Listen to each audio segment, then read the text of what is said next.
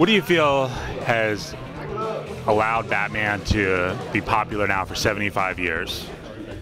I mean, he is just a great character, and they kind of left the door open in Gotham. They gave him his own playground, and they allowed the place that he lives to grow and grow and grow. And I think what's helped Batman is Gotham. I think the fact that Gotham has been this amazing place for all these stories to take place, the scenery really helps Batman. And then he's for a kid, you know, just somebody that he can look at and go, hell, he doesn't even have superpowers, but he still manages to be one of the most awesome characters in the DC universe. And I think all of those things kind of help him with his staying power. On the flip side, Aquaman hasn't really gotten that kind of popularity. What's your take on Aquaman in this game? You know, I get real mad at people when they say they don't like Aquaman. I have for years. I don't think he gets enough credit.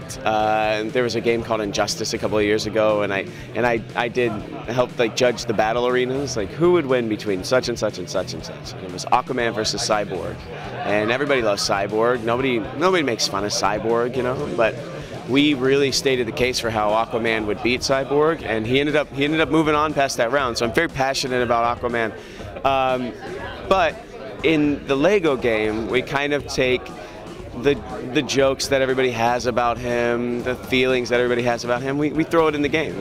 We definitely give a wink and a nod to kind of all these thoughts that people have about Aquaman not being kind of up to par with, you know, the Supermans and the Batmans of the world, and we play with it. And he's very regal.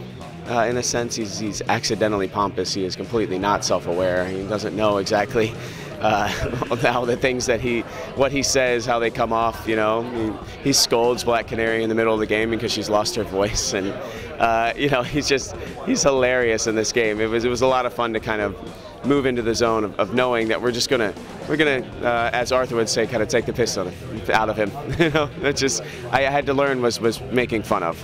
Taking the piss out of it, something is like making fun of it.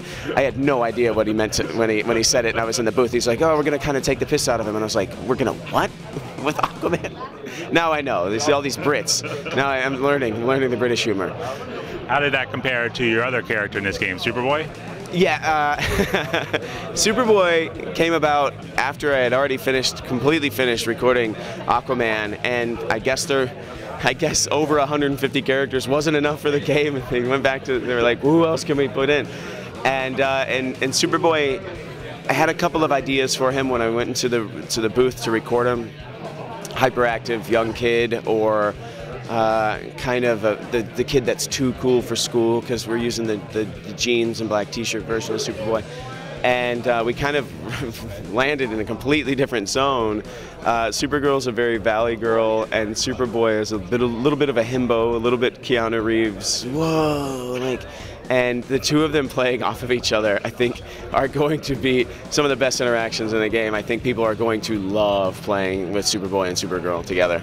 What do you feel differentiates these Lego video games from everything else out there? They know what they are. They don't take themselves too seriously, and I think a lot of games, especially new games that are just kind of coming out of the gate trying to make a name for themselves, they take themselves too seriously, and it's a huge mistake. The Lego games tonally are just hilarious. They're winking, they're nodding, they're nudge nudge, wink wink. You know what I mean? They're hilarious. And I think it's something light for people to play. There are a lot of games with serious content now, and I think kids and adults, they can play these games. They're lighter fare, and they're a lot of fun.